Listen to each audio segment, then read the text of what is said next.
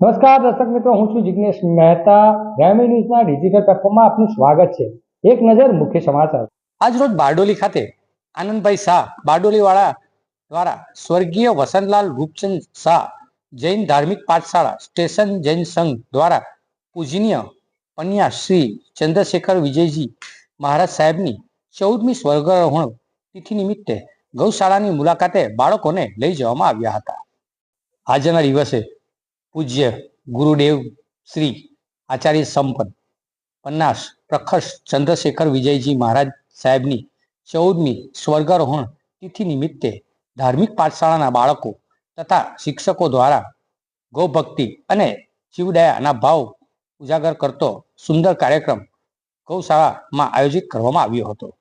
આ પ્રસંગે નાના બાળકોને પ્રાચીન ભારતીય સંસ્કૃતિમાં ગૌ માતાની મહિમા, મહત્વ અને ગૌ સેવાના અભ્યાસ વિશે સમજાવવામાં આવ્યું. ગૌ માતાનું શાકભાજી તથા ખોળ અર્પણ કર્યા તેમજ ભાવપૂર્વક ગૌ સેવા તથા જીવદયાને જીવનમાં ઉતારવાની પ્રેરણા આપી. આ કાર્યક્રમનો મુખ્ય હેતુ ઉજ્જવળ ભવિષ્યમાં પાયારૂપી બાળકોના સંસ્કારનું બીજ રોપવું અને પૂજ્ય ગુરુદેવ શ્રીની જીવદયાના કાર્યની પરંપરાની ચાલુ રાખે એ નિમિત્તે કરવામાં આવ્યો હતો.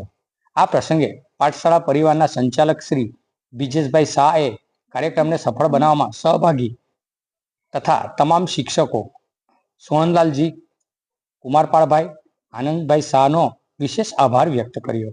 હંમેશા જીવદયા કરવી આ ઉકિતને જીવનમાં ઉતારવાનો સંકલ્પ પણ વિદ્યાર્થીઓ દ્વારા લેવામાં આવ્યો હતો.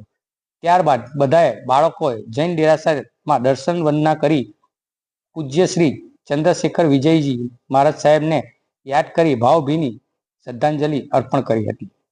આ અવસરે સરદાર બાગ શ્વેતાંબર મૂર્તિપૂજક જૈન સંઘ સ્ટેશન રોડ બારડોલીમાં પણ ગુણાનુવાદ અને શાસન વંદનાનો કાર્યક્રમ પણ રાખવામાં આવ્યો હતો.